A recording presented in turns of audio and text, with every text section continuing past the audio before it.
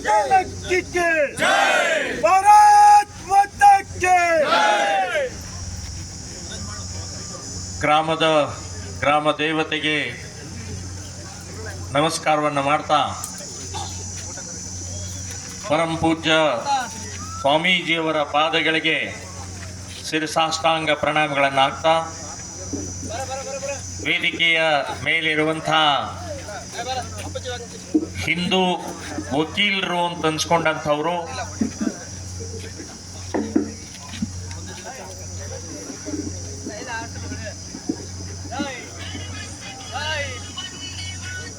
ಸನ್ಮಾನ್ಯ ಶ್ರೀ ಮಕ್ಸೂದನ್ ಅಡಿಗವರೇ, ಬಜರಂಗ ಸೇನೆಯ ರಾಜ್ಯದ ಅಧ್ಯಕ್ಷರಾದಂಥ ಮಂಜು ಅವರೇ, ವಿಶ್ವ ಹಿಂದೂ ಪರಿಷತ್ತಿನ ರಾಜ್ಯದ ಪ್ರಮುಖರಾದಂಥ ರಘು ಅವರೇ, ಇನ್ನು ಇಲ್ಲಿ ನೆರೆದಂತ ಎಲ್ಲ ಮಾತೆಯರೇ, ಆತ್ಮೀಯ ಬಂಧುಗಳೇ,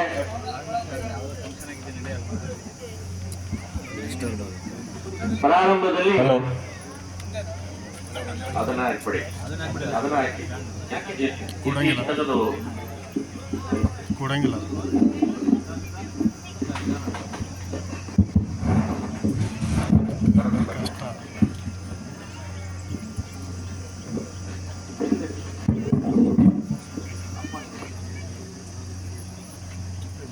ಸ್ವಲ್ಪ ಹಿಂದೇಳಿ.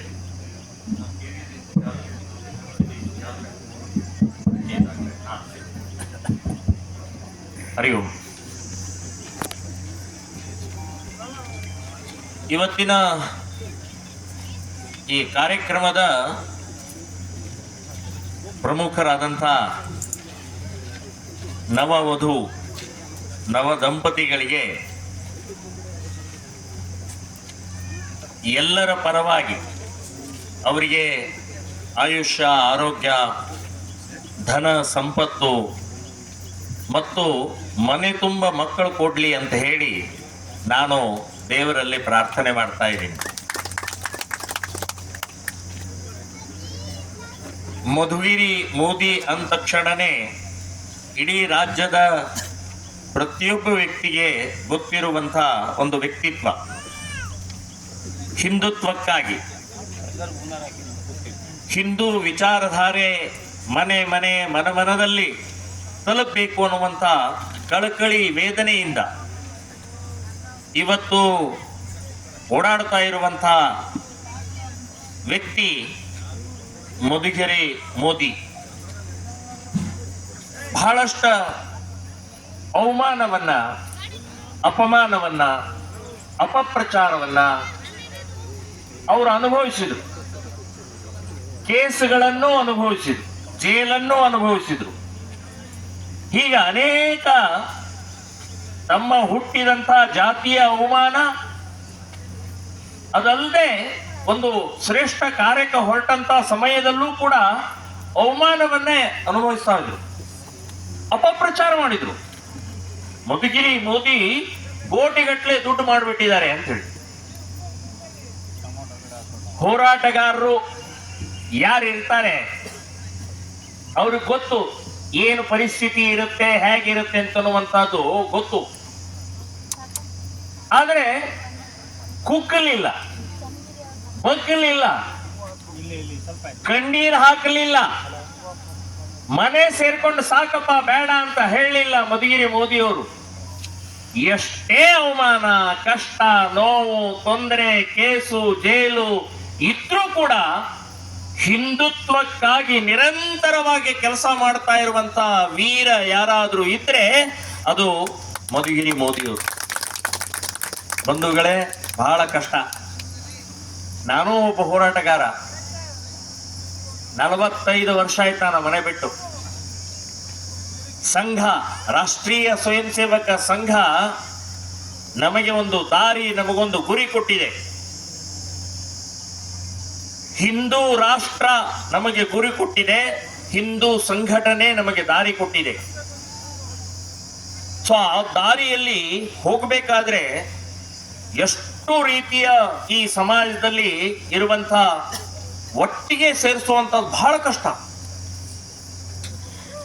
ಈಗ ಪೂಜ್ಯ ಸ್ವಾಮೀಜಿಯವರೆಲ್ಲರೂ ಹೇಳಿದ್ರು, ಜಾತಿ, ಮತ, ಪ್ರಾಂತ, ಭಾಷೆ, ಪಕ್ಷ ಎಲ್ಲವನ್ನು ಬಿಟ್ಟು ನಾವೆಲ್ಲ ಹಿಂದೂ ಬಂದು ಒಂದು ಆಗಬೇಕು ಅಂತೀವಿ. ಸೊ ಆ ತಾಕತ್, ಆ ಶಕ್ತಿ ಬರ್ಬೇಕಂತಾನೆ RSS 100 ವರ್ಷ ಕೆಲಸ ಮಾಡಿದೆ. 100 ವರ್ಷ, 100 years. ಇವತ್ತು ನಾವೇನಾದ್ರೂ ಹಿಂದೂ ಅಂತ ಏನಾದ್ರೂ ನಮ್ಮ ಬಾಯಲ್ಲಿ ಬರಬೇಕು, ನಾವು ಹೆಮ್ಮೆಯಿಂದ ಹೇಳಬೇಕು ಅಂತಂದ್ರೆ ಅದಕ್ಕೆ ಕಾರಣ RSS, ರಾಷ್ಟ್ರೀಯ ಸ್ವಯಂ ಸೇವಕ ಸಂಘ. ಬಂಧುಗಳೇ, ಮಧುಗಿರಿ ಮೋದಿ ನಾನು ಸಂಘಟನೆ ನನ್ನ ಜೊತೆಗೆ ಬರ್ತಾರ. ಸಾವರ್ಕರ್ ಒಂದು ಮಾತು ಹೇಳಿದ್ರು, ನಾನು ಬ್ರಿಟಿಷರ ವಿರುದ್ಧ ಹೋರಾಟ ಮಾಡಕ್ ಹೊರಟಿದ್ದೀನಿ, ಬ್ರಿಟಿಷರ ದೇಶ ಬಿಟ್ಟು ಓಡಿಸಬೇಕು ಅಂತ ಹೊರಟಿದ್ದೀನಿ, ನಾನು ಭಾರತ ಮಾತೆಯನ್ನ ಸ್ವತಂತ್ರಗೊಳಿಸೋಗೋಸ್ಕರ ಹೊರಟಿದ್ದೀನಿ. ನೀವು ಬಂದ್ರೆ ನಿಮ್ಮ ಜೊತೆಗೆ,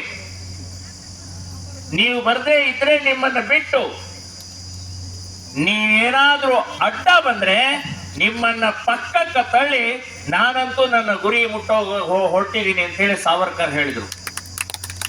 ಇದೇ ವಾಕ್ಯ ಮಧುಗಿರಿ ಮೋದಿಗೆ ನಿಶ್ಚಿತವಾಗಿ ಹೇಳ್ತೀನಿ. ಆ ಮಧುಗಿರಿ ಮೋದಿಯವರ ವಿಚಾರಧಾರೆ, ಅವರು ಹೊರಟಂತ ರೀತಿ, ಅವರ ಒರಟತನ, ಅವರ ಹಿಂದುತ್ವದ ಪ್ರಖರತೆ, ಅದು ಸಾಕಷ್ಟು ಜನರಿಗೆ ಯಾಕೆ ಕಿರಿಕಿರಿ ಅಂತ ಅನಿಸ್ತಾ ಇತ್ತು. ಆದ್ರೆ ಅವ್ರು ಯಾರು ಏನು ಕೇರ್ ಮಾಡಲೇ ಇಲ್ಲ. ಆ ವ್ಯಕ್ತಿ ಹೊರಟ್ರು, ನೀವು ಬಂದ್ರೆ ನಿಮ್ಮ ಜೊತೆಗೆ, ನೀವು ಬರ್ದೇ ಇದ್ರು ನಿಮ್ ಬಿಟ್ಟು. ಅದಕ್ಕೆ ಯಾರು ಬರ್ದೇ ಇದ್ರು ಚಿಂತೆ ಇಲ್ಲ, ನನ್ನ ಹೆಂಡತಿ ನನ್ನ ಮಕ್ಕಳಿದ್ದಾರೆ ಅಂತ ಹೇಳಿ ಮಕ್ಕಳು ಹೆಂಡತಿನ ಕರ್ಕೊಂಡು ಹೊರಟ್ರು. ಇದು ನಿಜವಾಗಿಯೂ ಆ ಕಳಕಳಿ ಅಂತನ್ನುವಂಥದ್ದೇನಿದೆಯಲ್ಲ, ಅದು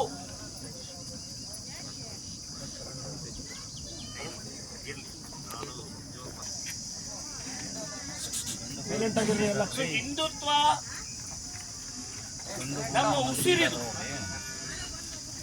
ನಮ್ಮ ರಕ್ತದ ಕಣ ಕಣದಲ್ಲಿ ಇರುವಂತಹದ್ದು ಕೂಡ ಹಿಂದುತ್ವ. ಜಾತಿ ಅಲ್ಲ, ಭಾಷೆ ಅಲ್ಲ, ಅಂತಸ್ತಲ್ಲ, ಪಕ್ಷ ಅಲ್ಲ. ಈ ದೇಶದಲ್ಲಿ ಹುಟ್ಟಿದಂತ ಪ್ರತಿಯೊಬ್ಬರೂ ಕೂಡ ಹಿಂದೂಗಳೇ. ಸೊ ಹಿಂದುತ್ವ, ಹಿಂದೂ ಧರ್ಮ ಅಂತನ್ನುವಂಥದ್ದು ಅತ್ಯಂತ ಶ್ರೇಷ್ಠವಾದ. ಒಂದೇ ವಾಕ್ಯದಲ್ಲಿ ಯಾವಾಗಲೂ ಒಂದು ಹೇಳ್ತಾ ಇರ್ತೀನಿ ನಾನು, ಸರ್ವೇ ಜನ ಸುಖಿನೋ ಭವಂತು, ಎಲ್ಲರೂ ಸುಖಿಯಾಗಿರ್ಲಿ ಅಂತ ಹೇಳಿದಂತ ಏಕೈಕ ಧರ್ಮ ಯಾವುದಾದ್ರೂ ಇದ್ರೆ ಅದು ಹಿಂದೂ ಧರ್ಮ ಮಾತ್ರ ಹೇಳಿದೆ. ಎಲ್ಲರೂ ಸುಖಿಯಾಗಿರ್ಲಿ, ಎಲ್ಲರನ್ನೂ ದೇವರನ್ನ ಕಂಡಂತ ಧರ್ಮ ನಮ್ದು. ಕಲ್ಲು, ಮಣ್ಣು, ಗಿಡ, ಕಂಟಿ, ಪಶು, ಪಕ್ಷಿ, ಪ್ರಾಣಿ, ಕ್ರಿಮಿ, ಕೀಟಕ ಎಲ್ಲರಲ್ಲೂ ದೇವರಿದ್ದಾರೆ. ಇದು ನಮ್ಮ ಧರ್ಮ ಹೇಳ್ತು, ನನಗೆ ಕಲಿಸಿಕೊಟ್ಟಿದ್ದು ಹಿಂದೂಗಳಿಗೆ ಹೇಳ್ಕೊಟ್ಟಿದ್ದು. ಇಲಿ ನಾಶ ಮಾಡತ್ತೆ ಅಂತ ಗೊತ್ತಿದ್ರು ಕೂಡ ನಾವು ಇಲಿಯನ್ನು ಪೂಜೆ ಮಾಡ್ತೀವಿ, ಹಲ್ಲಿಯನ್ನು ಪೂಜೆ ಮಾಡ್ತೇವೆ, ಹಾವನ್ನು ಪೂಜೆ ಮಾಡ್ತೀವಿ. ಇದು ನಮ್ಮ ಧರ್ಮ. ಇದು ಎಲ್ಲರಲ್ಲೂ ದೇವರನ್ನ ಕಾಣುವಂತ ಶ್ರೇಷ್ಠ ನಮಗೆ ಕೊಟ್ಟಂತ ಧರ್ಮ ಇದು. ಅಲ್ಲ ಒಬ್ಬರೇ ದೇವರು, ಉಳಿದವರೆಲ್ಲರೂ ಕಾಫಿರ್ರು ಅಂತ ಹೇಳಲಿಲ್ಲ ನಾವು. ಯೇಸು ಒಬ್ಬನೇ ದೇವರು, ಉಳಿದವರೆಲ್ಲರೂ ಪಾಪಿಗಳು ಅಂತ ಹೇಳಲಿಲ್ಲ ನಾವು. ಎಲ್ಲರಲ್ಲೂ ದೇವರಿದ್ದಾನೆ, ಎಲ್ಲರೂ ಸಮಾನ, ಎಲ್ಲರೂ ಏಕತೆಯಿಂದ ಇರೋಣ, ಎಲ್ಲರೂ ಒಟ್ಟಿಗೆ ಇರೋಣ, ಸುಖವಾಗಿರೋಣ ಅಂತ ಹೇಳಿದಂತ ಈ ಧರ್ಮ ನಮ್ದು. ಇಡೀ ಜಗತ್ತಿನಲ್ಲಿ ನಮ್ಮ ದೇಶದ ಒಬ್ಬ ರಾಜ ಕೂಡ ಹೋಗಿ ಯುದ್ಧ ಮಾಡಲಿಲ್ಲ. ಯುದ್ಧ ಮಾಡಿ ಅವರ ಪ್ರಾರ್ಥನೆ ಮಂದಿರಗಳನ್ನ, ಮಸೀದಿಗಳನ್ನ, ಚರ್ಚ್ಗಳನ್ನ ಒಡಿಲಿಲ್ಲ, ಅಲ್ಲಿ ಮಂದಿರ ಕಟ್ಟಲಿಲ್ಲ, ಅಲ್ಲಿ ಹೆಣ್ಣು ಮಕ್ಕಳ ಮೇಲೆ ಅತ್ಯಾಚಾರ ಮಾಡಲಿಲ್ಲ.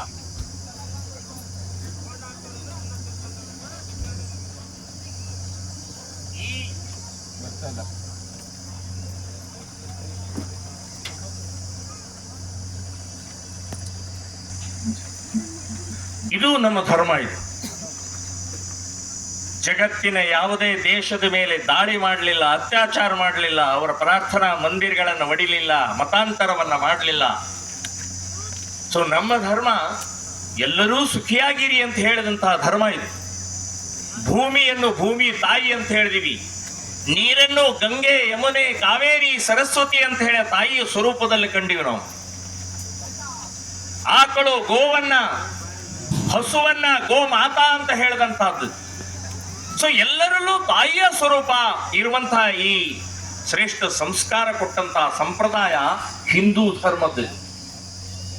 ಇಂಥ ಹಿಂದೂ ಧರ್ಮ, ವಿಶಾಲವಾಗಿದ್ದಂತಹ ಹಿಂದೂ ಧರ್ಮದ ದಾಳಿ ಆಯಿತು, ಅತ್ಯಾಚಾರ ಆಯಿತು, ದೇವಸ್ಥಾನಗಳನ್ನು ಮಾಡೋದು, ನಮ್ಮ ಹಿಂದೂ ಹೆಣ್ಣು ಮಕ್ಕಳ ಮೇಲೆ ಅತ್ಯಾಚಾರ ಮಾಡಿ ಮತಾಂತರವನ್ನ ಮಾಡಿದ್ರು, ಈ ನಮ್ಮ ಸಂಸ್ಕೃತಿಯನ್ನು ಹಾಳು ಮಾಡಕ್ಕೆ ಪ್ರಯತ್ನವನ್ನ ಮಾಡಿದ್ರು. 1000 ವರ್ಷ ನಮ್ಮ ದೇಶ ನಮ್ಮ ಕೈಯಲ್ಲಿ ಇರಲಿಲ್ಲ. ಹೋರಾಟವನ್ನ ಮಾಡ್ತಾ 47ರಲ್ಲಿ 1947ರಲ್ಲಿ ನಮಗೆ ಸ್ವಾತಂತ್ರ್ಯ ಸಿಕ್ತು. ಅದು ಹೇಗೆ? ಭಗತ್ ಸಿಂಗ್ ಇರ್ಬೋದು, ಸಾವರ್ಕರ್ ಇರ್ಬೋದು, ಪ್ರತಿಯೊಬ್ಬರೂ ಕೂಡ ಇಡೀ ದೇಶ ಅಖಂಡವಾಗಿ ಇರಬೇಕು ಅಂತ ಹೇಳಿ ಹೋರಾಟ ಮಾಡಿದಂತ ಅದನ್ನ ತುಂಡು ಮಾಡಿಬಿಟ್ಟು ಪಾಕಿಸ್ತಾನ ಅಂತನ್ನುವಂತ ದೇಶವನ್ನ ಮುಸ್ಲಿಮರಿಗೆ ಕೊಡಬೇಕಾಯ್ತು. ಬಾಂಗ್ಲಾದೇಶ ಆಯ್ತು. ಸೊ ದೇಶ ಸ್ವಾತಂತ್ರ್ಯ ಸಿಕ್ಕಿದ ನಂತರ ಇವತ್ತು 78 ವರ್ಷದ ನಂತರ ನಾವು ಒಂದು ಘೋಷಣೆಯನ್ನು ಹೇಳಬೇಕಾಗಿದೆ. ದೇಶ ಉಳಿಸಿ 47ರ ಮುಂಚೆ ಬ್ರಿಟಿಷರನ್ನ ಓಡಿಸಿ ಅಂತನ್ನುವಂಥದ್ದು ಹೋರಾಟವನ್ನ ಮಾಡಿ ಒಂದು ಘೋಷಣೆ ಹಾಕೊಂಡು ಇವತ್ತು ದೇಶ ಉಳಿಸಿ ಅಂತನ್ನುವಂತ ಘೋಷಣೆ ಹಾಕಬೇಕಾಗಿದೆ. ದೇಶ ಉಳಿಸಬೇಕಾಗಿದೆ. ಮುಸ್ಲಿಮರಿಗೆ 57 ದೇಶಗಳಿದಾವೆ, ಕ್ರಿಶ್ಚಿಯನ್ರಿಗೆ 113 ದೇಶಗಳಿದಾವೆ.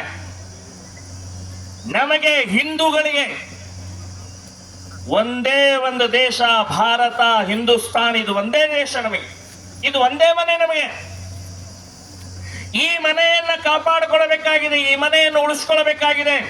ಜಾತಿಯನ್ನಲ್ಲ, ಭಾಷೆಯನ್ನಲ್ಲ, ಪಕ್ಷವನ್ನಲ್ಲ, ದೇಶ ಉಳಿಸಬೇಕಾಗಿದೆ. ದೇಶ ಉಳಿದರೆ ನನ್ನ ಜಾತಿ ಉಳಿಯುತ್ತೆ, ದೇಶ ಉಳಿದರೆ ನನ್ನ ಪಕ್ಷ ಉಳಿಯುತ್ತೆ, ದೇಶ ಉಳಿದರೆ ಭಾಷೆ ಉಳಿಯುತ್ತೆ, ಅಂತಸ್ತು ಉಳಿಯುತ್ತೆ. ದೇಶ ಇಲ್ಲ ಅಂತಂದ್ರೆ ಏನೂ ಉಳಿಯುವುದಿಲ್ಲ ಅಂತ ಅನ್ನೋದಕ್ಕೆ ಇವತ್ತು ಪಾಕಿಸ್ತಾನ ಜ್ವಲಂತ ಉದಾಹರಣೆ ಇದೆ. 1947ರ ಮುಂಚೆ ಪಾಕಿಸ್ತಾನ ಆಗಿರಲಿಲ್ಲ, ಭಾರತದೇ ಒಂದು ಭಾಗ ಇತ್ತು. ಅಲ್ಲಿ ಹಿಂದೂಗಳಿದ್ರು, ಮಠಗಳಿತ್ತು, ಪೂಜ್ಯರಿದ್ರು, ದೇವಸ್ಥಾನಗಳಿತ್ತು, ಅಲ್ಲಿ ಹಸುಗಳಿತ್ತು, ಗೋಮಾತೆ ಇತ್ತು. ಸೊ ಎಲ್ಲವೂ ಇತ್ತಲ್ಲಿ. 47 ಆಗಸ್ಟ್ 14ನೇ ತಾರೀಕು ರಾತ್ರಿ 12 ಗಂಟೆಗೆ ಪಾಕಿಸ್ತಾನ ಅಂತ ಘೋಷಣೆ ಆದ ಮೇಲೆ ಅಲ್ಲಿ ಹಿಂದೂಗಳ ಕೊಲೆಗಳು, ದೇವಸ್ಥಾನಗಳನ್ನು ಒಡೆದರು, ಹಿಂದೂ ಹೆಣ್ಣು ಮಕ್ಕಳ ಮೇಲೆ ಅತ್ಯಾಚಾರ ಮಾಡಿದ್ರು. ಯಾಕೆ? ಏನ್ ಅಪರಾಧ ಮಾಡಿದ್ರು ಅವರು? ಏನ್ ತಪ್ಪು ಮಾಡಿದ್ರು ಅವರು? ತಪ್ಪು ಮಾಡಿದವರ ಅವತ್ತಿನ ನಾಯಕರು ತಪ್ಪು ಮಾಡಿದ ಪರಿಣಾಮದಿಂದ ಅಲ್ಲಿಯ ಮುಕ್ತ ಹಿಂದೂಗಳು ಅನುಭವಿಸಿದ್ದೇನೋ ಬಲಿದಾನ, ರಕ್ತ, ಅತ್ಯಾಚಾರ, ಲೂಟಿ ತಮ್ಮ ಕಣ್ಣೆದುರುಗಡೆ ಎಲ್ಲ ನಡೆದು ಹೋಗ್ಬಿಟ್ಟು 20 ಲಕ್ಷ ಜನರ ಹಿಂದೂಗಳ ಕಗ್ಗೊಲೆ ಆಗೋಯ್ತು. ಇವತ್ತು ಬರೇ 1% ಮಾತ್ರ ಹಿಂದೂಗಳು ಪಾಕಿಸ್ತಾನದಲ್ಲಿದ್ದಾರೆ. ಇದನ್ನು ಒಂದು ನೆನಪಿಟ್ಟುಕೊಂಡ್ರೆ ಸಾಕು. ನಮ್ಮ ದೇಶದಲ್ಲಿ ನಾವು ಇನ್ನೊಂದು ಪಾಕಿಸ್ತಾನ ಮಾಡಕ್ ಬಿಡೋದಿಲ್ಲ.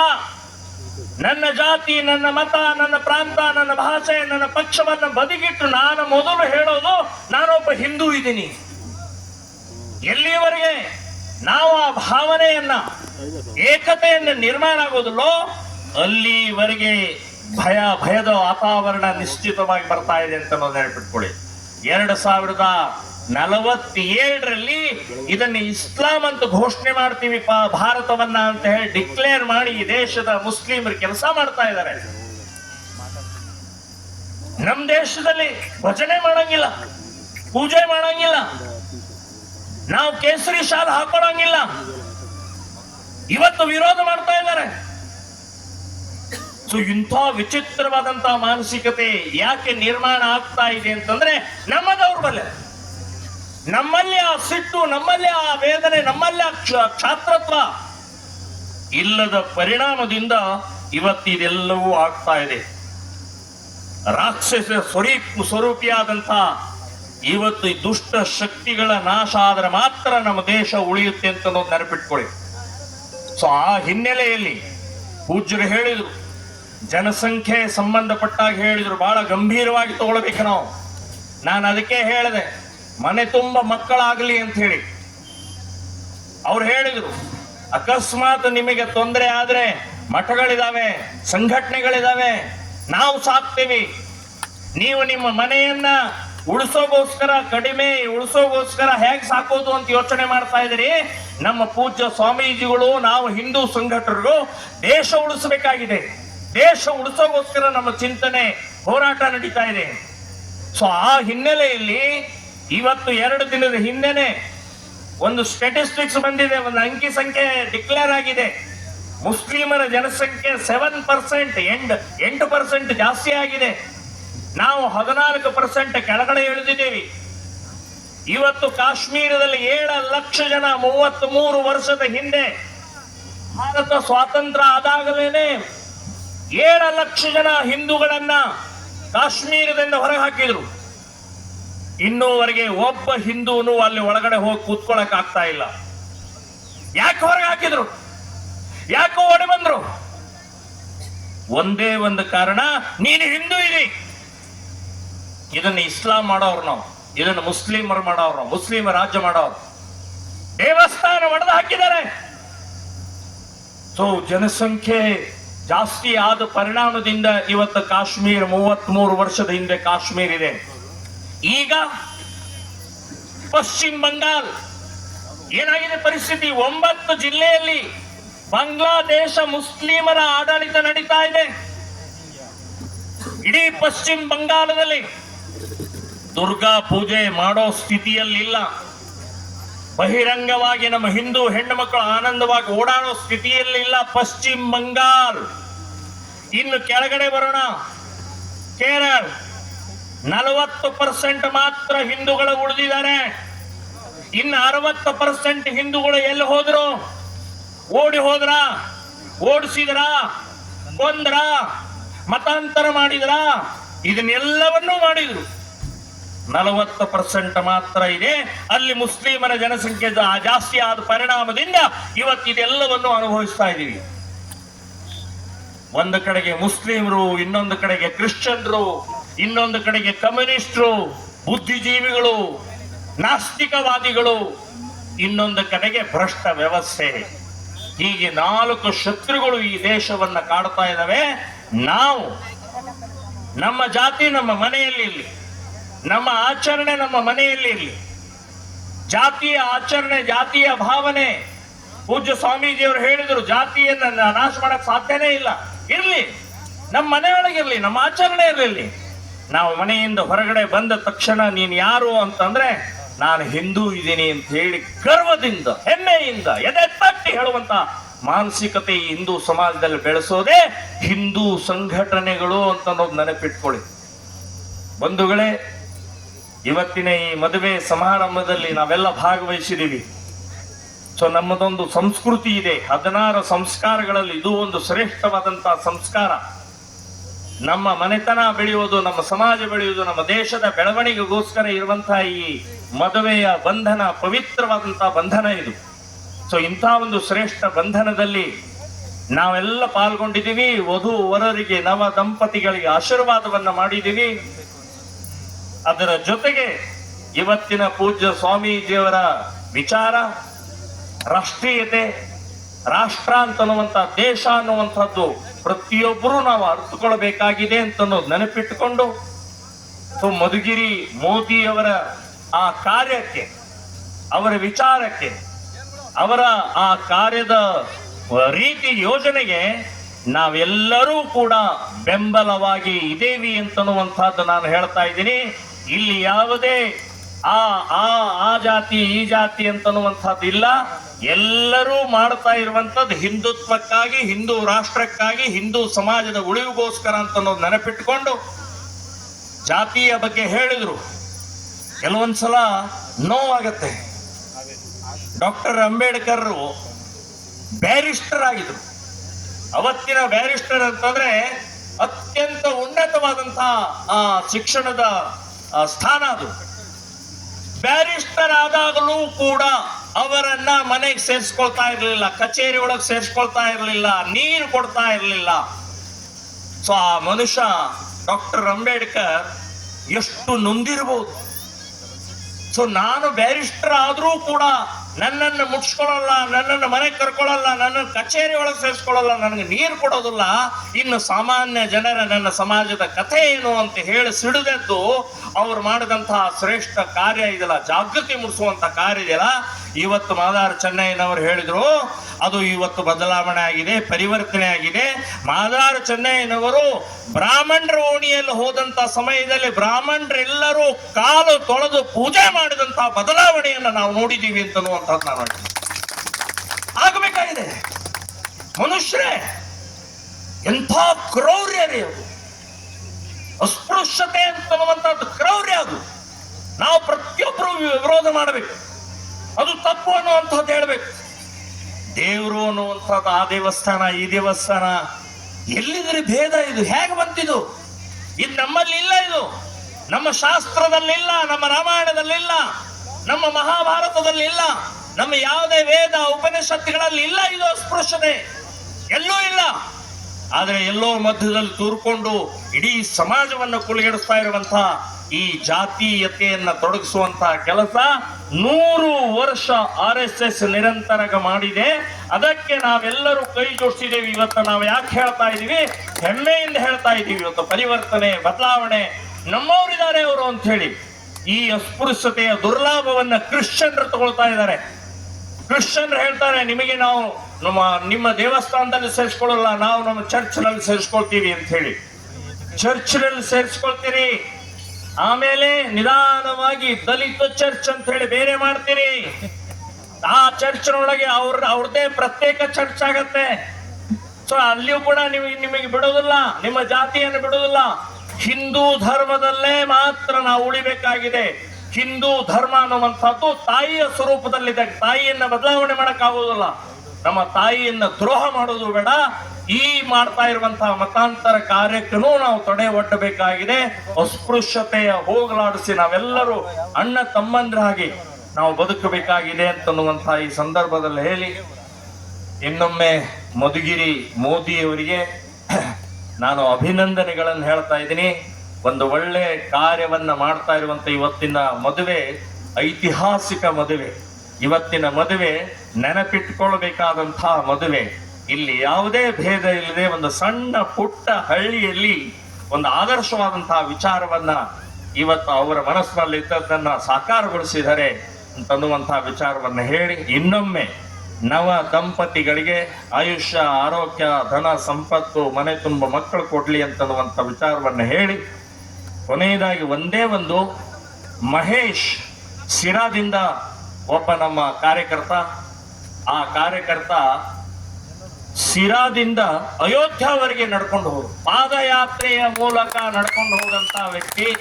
ಆ ವ್ಯಕ್ತಿಗೆ ಪೂಜ್ಯ ಸ್ವಾಮೀಜಿಯವರು ಅವ್ರಿಗೊಂದು ಹಾರ ಶಾಲ ಹಾಕಬೇಕು ಅಂತ ಹೇಳಿ ನಾನು ಕೇಳ್ತೀನಿ.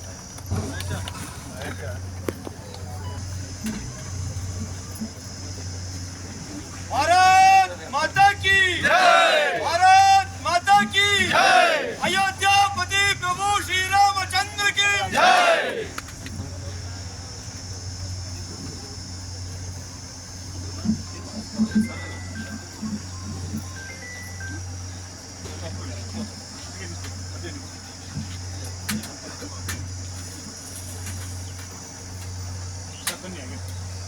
ಹಿಂದೂಗಳ ಮೇಲೆ ಕೇಸ್ ಆಯ್ತು, ಹಿಂದೂಗಳಿಗೆ ಜೈಲಾಯ್ತು, ಹಿಂದೂ ಕಾರ್ಯಕರ್ತರಿಗೆ ನೋವಾಯ್ತು ಅಂತಂದ್ರೆ ಇಡೀ ರಾಜ್ಯದಲ್ಲಿ ಮೊದಲನೇ ಹೆಜ್ಜೆ, ಮೊದಲೇ ಸ್ಪಂದನ ಇರೋದೇ ಮಧುಸೂದನ್ ಅಡಿಗರು ವಕೀಲರದ್ದು. ನಮಗೆ ಕಷ್ಟ ಬಂದಾಗ ವಕೀಲರ ಕಡೆ ಹೋಗ್ತೀವಿ, ಆದರೆ ವಕೀಲರು ಹಾಗಲ್ಲ. ಅವರೆಲ್ಲರೂ ಹೇಳ್ತಾರೆ ನಿಮ್ಮಲ್ಲಿ ಏನಾದರೂ ಕೇಸ್ ಇದ್ರೆ ಹೇಳಿ, ನಿಮಗೇನಾದರೂ ಬೇರೆ ಬೇರೆ ರೀತಿಯ ಚರ್ಚ್ಗಳೆಲ್ಲ ಆಗ್ತಾ ಇದೆ, ಅಕ್ರಮವಾಗಿ ಚರ್ಚ್ ಎಲ್ಲ ಆಗ್ತಾ ಇದೆ, ಅಕ್ರಮವಾಗಿ ಮಸೀದಿ ಎಲ್ಲ ಆಗ್ತಾ ಇದೆ, ಅದನ್ನೆಲ್ಲ ದಾಖಲೆ ಕೊಡಿ, ನಾನು ಅದನ್ನು ನಿಲ್ಲಿಸ್ತೇನೆ ಅಂತ ಹೇಳಿದಂತ ಇಡೀ ರಾಜ್ಯದಲ್ಲಿ ಏಕೈಕ ವಕೀಲರು ಯಾರಾದರೂ ಇದ್ರೆ ಅದು ಮಕ್ಸೂದ ನಡಿಗರು. ಅವರಿಗೂ ಕೂಡ ನಾನು ಅಭಿನಂದನೆಗಳನ್ನು ಹೇಳ್ತಾ ಇದ್ದೀನಿ.